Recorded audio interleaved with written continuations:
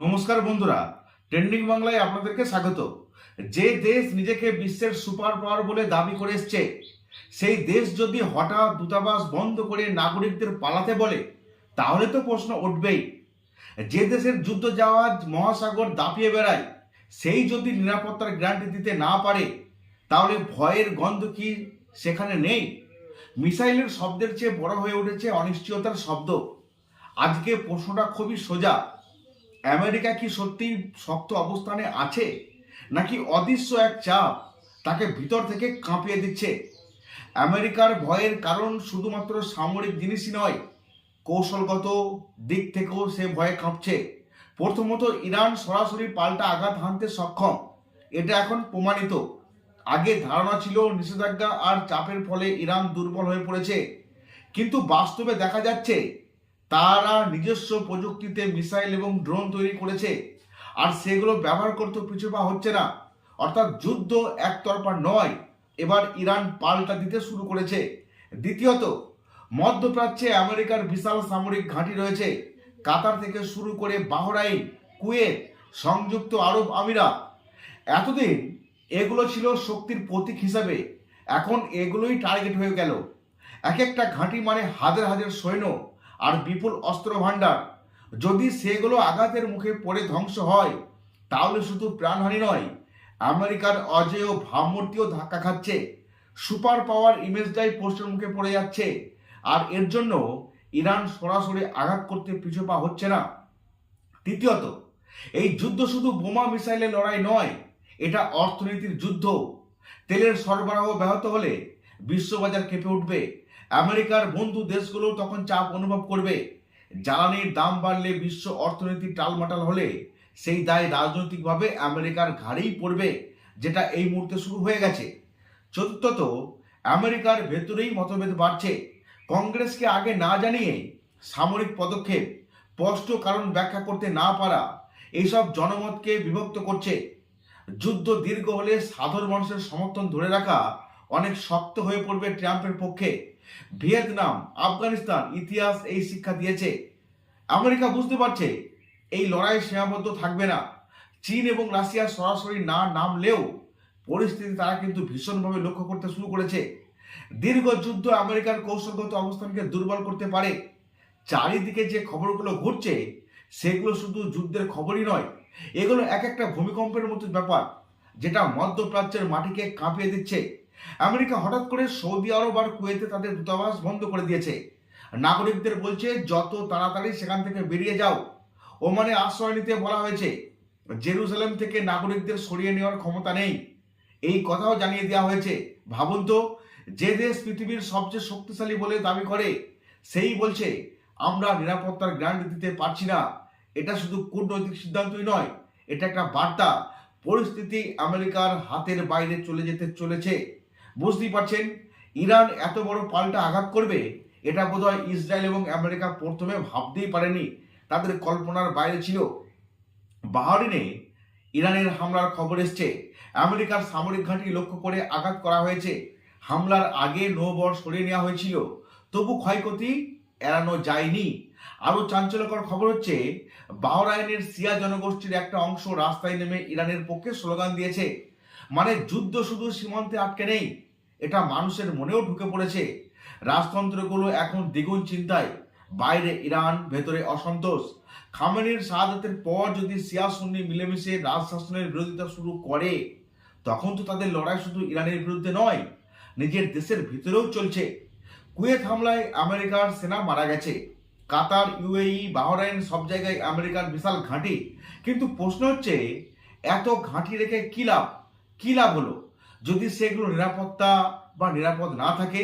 আরব দেশগুলো দেখছে যার উপর এত ভরসা করে এতদিন নিরাপত্তা বানিয়েছিল তারা, সেই আমেরিকায় আজকে নিজের দূতাবাস বন্ধ করে দিয়েছে।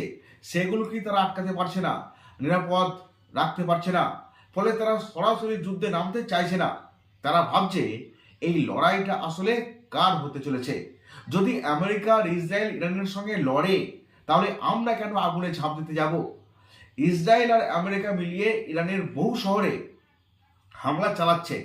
শত শত মানুষ মারা গেছে। মিনাব শহরে প্রাথমিক স্কুলে বোমা পড়ে বহু কিশোরী মারা গেছে। এই খবর যখন ছড়ালো তখন লাখো মানুষ রাস্তায় নেমেছে। শিশুদের জানা যায় এমন ভিড়, এটা শুধু শোক নয়, একটা প্রতিবাদ বলতে পারেন ইসরায়েল এবং আমেরিকার শক্তির বিরুদ্ধে। ইরানের সমাজে মৃত্যুর একটা গভীর আবেগ আছে। যারা ইতিহাস জানে তারা বোঝে এই ধরনের ঘটনা মানুষকে ভয় দেখায় না, বরং আরো এক জোট তৈরি করে। গাজা থেকে লেবানন, সেখানেও স্কুল হাসপাতালে হামলার অভিযোগ উঠেছিল। এখন ইরানেও সেই ছবি দেখা যাচ্ছে। প্রশ্নটা খুবই সহজ, শিশুদের স্কুলে বোমা কেন পড়লো? আমেরিকার ভেতরেও একটা প্রশ্ন উঠছে, গভর্নররা প্রশ্ন করছেন, মিডিয়ায় বিতর্ক হচ্ছে। হামলার স্পষ্ট কারণটা কি? বলা হচ্ছে আগে আঘাত না করলে ইরান আঘাত করত, কিন্তু এটা কেমন চুক্তি বা কেমন যুক্তি?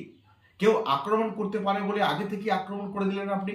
তাহলে তো পৃথিবীর সব দেশ একে অন্যের উপর হামলা চালাতে পারে এই যুক্তির উপর নির্ভর করে। কংগ্রেসকে না জানিয়ে হামলা, পরে আবার ব্রিফিং, এতে সন্দেহ আরো বাড়ছে। ওয়াশিংটন পোস্ট পর্যন্ত লিখে ফেলেছে সরকার স্পষ্ট কারণ দেখাতে পারেনি। আসলে কারণ থাকলে তবেই না দেখাবে। পারমাণবিক ইস্যু নিয়ে আরো দ্বিচারিতা চোখে পড়েছে। ইরানের বিরুদ্ধে নাকি বলা হচ্ছে তারা পারমাণবিক কর্মসূচি বাড়িয়ে চলেছে, কিন্তু ফ্রান্সের প্রেসিডেন্ট প্রকাশ্যে বলছেন আমরা আমাদের পারমাণবিক অস্ত্র বাড়িয়ে যাব। তাহলে এক দেশের জন্য নিয়ম আলাদা, আর এক দেশের জন্য আলাদা কেন? নাতানুর যে হামলা হয়েছে, যদি বিকিরণ ছড়াতো দায়িত্বটা কে নিত? আইএই তারাও বলছে ক্ষতি হয়েছে। আল জাজিরা বলছে আমেরিকার দাবির পক্ষে কোনো প্রমাণ নেই। এই সব কিছু মিলিয়ে একটা অদ্ভুত অস্বচ্ছতা তৈরি হয়েছে। অপরদিকে ইরান ঘোষণা করেছে এখন আর আলোচনা মোটেও না, তারা দীর্ঘ লড়াইয়ের জন্য প্রস্তুত। নিষেধাজ্ঞার পরেও তারা নিজেরা অস্ত্র বানাতে শিখেছে। তাদের মিসাইল সস্তা কিন্তু কার্যকর, এমন বিশ্লেষণও বেরোচ্ছে। পশ্চিমা মিডিয়া বরাবর ইসরায়েলের সামরিক শক্তিকে অজেয় বলে দেখাচ্ছে, কিন্তু বাস্তবে দেখা যাচ্ছে চতুর্থ দিনেও আকাশে মিসাইল উড়ছে। তেল সরবরাহ অসুবিধার মধ্যে পড়েছে। খানি অঞ্চল উড়ান বন্ধ। যুদ্ধের অভিঘাত শুধু বোমাই নয়, অর্থনীতিতেও কিন্তু হয়। তবে আমরা যেভাবে দেখছি ইরান বুক চিতিয়ে লড়াই করছে আমেরিকা এবং ইসরায়েলের বিরুদ্ধে, ইতিহাসে এটাও কিন্তু আশ্চর্যের বিষয়। বিশেষ করে তাদের নেতার মৃত্যুর পর আমেরিকা হয়তো ভেবেছিল যে সব থেকে বড় আঘাতটা ইরানকে দেওয়া হয়েছে, কিন্তু তারপরেও তারা যেভাবে লড়ে যাচ্ছে এটা তাদের জন্য প্রশংসনীয়। ভারতের মতো দেশও কিন্তু চিন্তায় রয়েছে, তেলের মজুদ কতদিন চলবে, বিকল্পটা কি?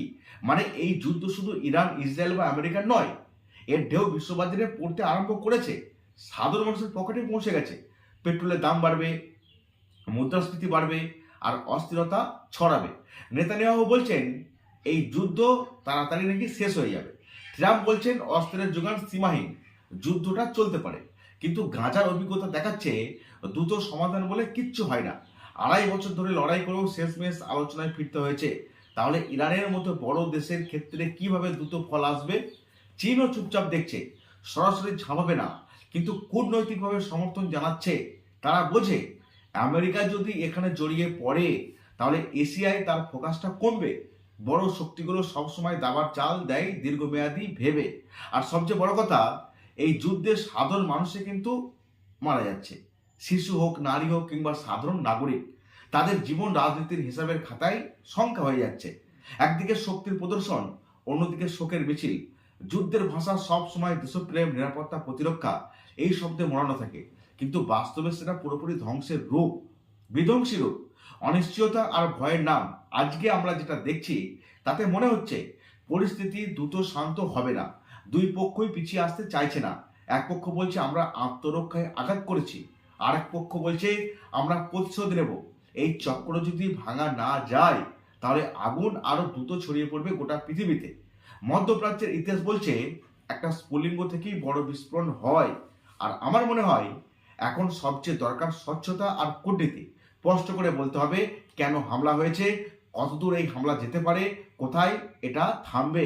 না হলে এই যুদ্ধ শুধু মানচিত্র নয়, মানুষের মনে দীর্ঘ একটা ক্ষত তৈরি করতে পারে। আর সেই ক্ষত প্রজন্মের পর প্রজন্ম বয়ে বেড়াতে হবে। শক্তির দম্ভে অনেক সিদ্ধান্ত নেওয়া যায়, কিন্তু শান্তি ফিরিয়ে আনতে সময় লাগে, সাহস লাগে, সংযম লাগে। আর সত্য বলার ইচ্ছা যদি না থাকে, এই শান্তি কিন্তু ফিরবে না। সেই সাহস এখন কার আছে, এই প্রশ্নটাই সবচেয়ে বড়। আসলে আমেরিকা এবং ইসরায়েল বিশ্বকে তাদের শক্তির দম্ভ তো দেখাতে চাইছে। এবার ইরান কিন্তু এত সহজে ছাড়ার পাত্র নয়। যদিও আমেরিকা এবং ইসরায়েল এদের থেকে অনেক বেশি শক্তিশালী, তারপরেও ইরান যেভাবে লড়াই চালিয়ে যাচ্ছে এদের প্রশংসা অবশ্যই করতে হয়।